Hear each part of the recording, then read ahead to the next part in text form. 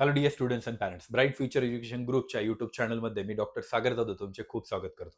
विद्यार्थी मित्रांनो, आजचा हा व्हिडिओ खूप स्पेशल आहे. जेही विद्यार्थी डॉक्युमेंट्स अपलोड करून झाले आहे, ज्यांचे महाराष्ट्राचे रजिस्ट्रेशन प्रॉपर कंप्लीट झाले, पण एक सगळ्यात मोठा इश्यू म्हणजे सीईटी सेलने डॉक्युमेंट व्हेरिफिकेशन यावर्षीही ऑनलाईन ठेवलेलं आहे.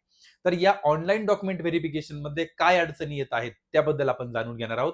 ज्या विद्यार्थ्यांचं सर्व क्लिअर आहे, डॉक्युमेंट्स फेच पण झाले, सगळ्या गोष्टी झाल्या, व्हॅलिडिटी पण फेच झाली, पण त्या विद्यार्थ्यांच्या डॉक्युमेंट्समध्ये रिमार्क्स येत आहे. ते रिमार्क्स कुठे येत आहे, कशा पद्धतीने येत आहे आणि त्यावरती सोल्युशन काय, याबद्दल आपण हे व्हिडिओ बघणार आहोत. चला तर व्हिडिओला स्टार्ट करूया. मी एका रॅन्डम मुलीचं जस्ट हे करतोय, रजिस्ट्रेशन करतोय. रजिस्टर झालेली मुलगी आहे. त्यानंतर त्याला मध्ये गेल्यानंतर तुम्हाला centralize admission process of registration medical and AYUSH मध्ये गेल्यानंतर तुम्हाला अशा पद्धतीची विंडो दिसणार आहे. ही तुमची रजिस्ट्रेशन झालेली विंडो तुम्हाला या ठिकाणी बघायला भेटणार आहे.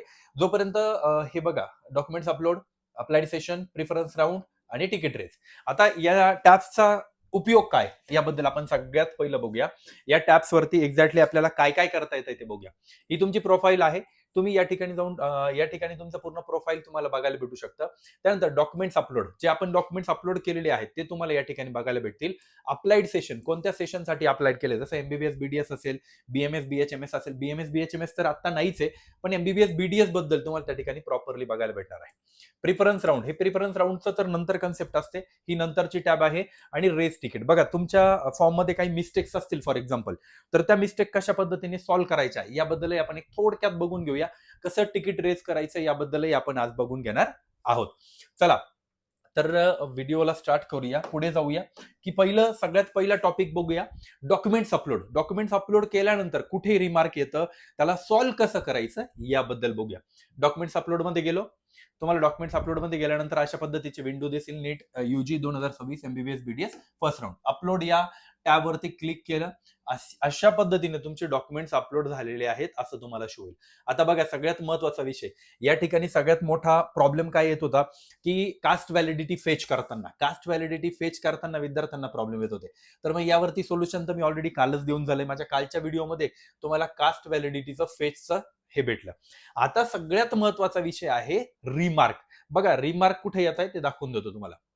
हे बघा, इथे तुम्हाला रिमार्क नावाची टॅब आहे. फॉर एक्झाम्पल, हा तुमचा फोटो आहे.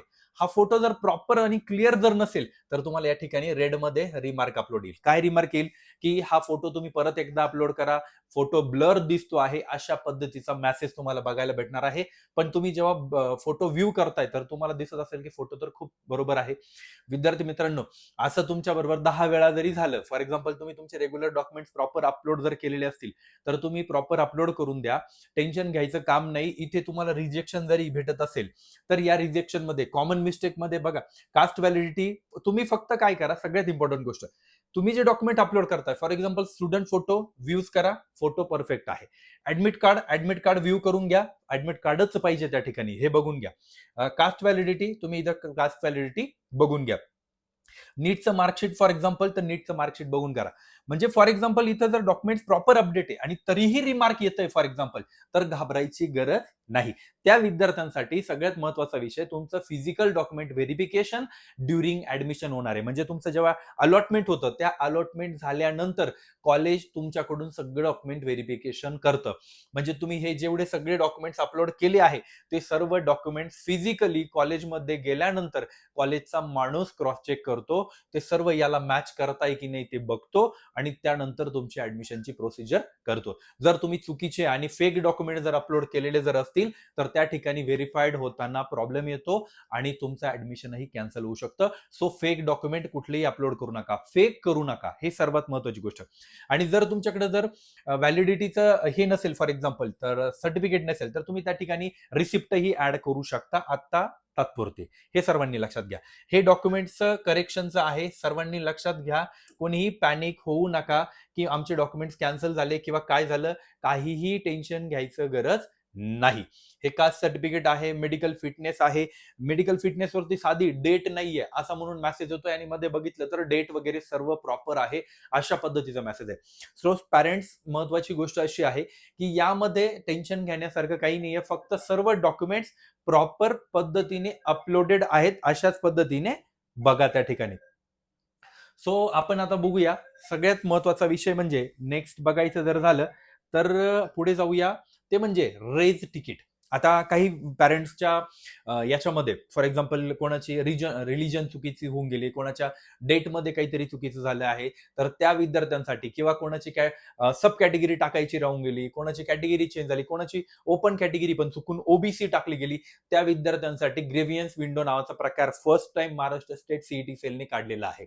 आणि त्याचबरोबर सगळ्यात महत्वाचा विषय, तुम्ही इथे तिकीट रेज नावाची एक कन्सेप्ट आहे, या ठिकाणी तिकीट रेज करून आणि तुम्ही तुमची या ठिकाणी हे करू शकता. फॉर एक्झाम्पल तिकीट रेज कशा पद्धतीने करायचं बघा. तिकीट रेज या ठिकाणी तिकीट रेजच्या याच्यावरती गेल्यावरती सगळ्यात महत्वाचा गोष्ट, विषय कोणता टाकायचा, administration query, technical query or other. आता फॉर एक्झाम्पल एखाद्या पॅरेंट्सचं चुकून रिलिजन चुकीचं झालंय फॉर एक्झाम्पल, तर ऑदर क्युरी टाकायची. या ठिकाणी पूर्ण टायपिंग करायची. टायपिंग झाल्यानंतर मग एक मिनिट सॉरी टायपिंग या ठिकाणी पूर्ण मेसेज टाईप करायचं की बाय मिस्टेकली आमची कॅटेगरी ही आहे, पण आम्हाला चुकून ही कॅटेगरी टाकली गेलेली आहे. अशा पद्धतीने प्रॉपर मेसेज टाईप करायचा आणि रिलेव्हंट डॉक्युमेंट अपलोड करायचे. जसं फॉर एक्झाम्पल तुमची कॅटेगरी ओबीसी आहे आणि चुकून जनरल टाकलं गेलंय, किंवा जनरल आहे आणि चुकून ओबीसी टाकलं गेलंय, तर जनरलचं एखादं जेही सर्टिफिकेट आहे ज्या ठिकाणी तुमची ओपन कॅटेगरी मेन्शन केलेली आहे, ते डॉक्युमेंट अपलोड करायचं आणि सेव्ह करायचं. जी क्युरी रेस केली आहे ती क्युरीला सोल्युशन भेटतं त्या ठिकाणी. थोडासा टाइम लागेल आणि त्याबरोबरच एक सीईटी सेलला एक मेल पण करून द्यायचा. त्या मेलमध्ये प्रॉपर पद्धतीने मेन्शन करायचं की आमच्या सोबत असं असं झालेलं आहे आणि हे जे डॉक्युमेंट इथे अपलोड करताय ते डॉक्युमेंट तिथेही अपलोड अटॅचमेंट करून आणि पाठवून द्यायचं आहे. सगळ्यात महत्वाचा विषय ग्रीव्हियन्स विंडो आहे, त्यामुळे विद्यार्थी मित्रांनो घाबरू नका. तुमच्या ज्याही मिस्टेक्स आहेत त्या ठिकाणी क्युअर करून भेटणार आहेत. सो सर्वात महत्वाचा विषय, कोणीही पॅनिक होऊ नका. रिगार्डिंग डॉक्युमेंट्स खूप सारे पॅरेंट्स पॅनिक आहेत की सर आमच्या डॉक्युमेंट्स मध्ये असं झालंय, आमच्या डॉक्युमेंट्स मध्ये तसं झालंय, डॉक्युमेंट्स तर क्लिअर दिसत आहेत तरीही ब्लर म्हणजे तरीही रिमार्क येतंय. रिमार्कला घाबरू नका.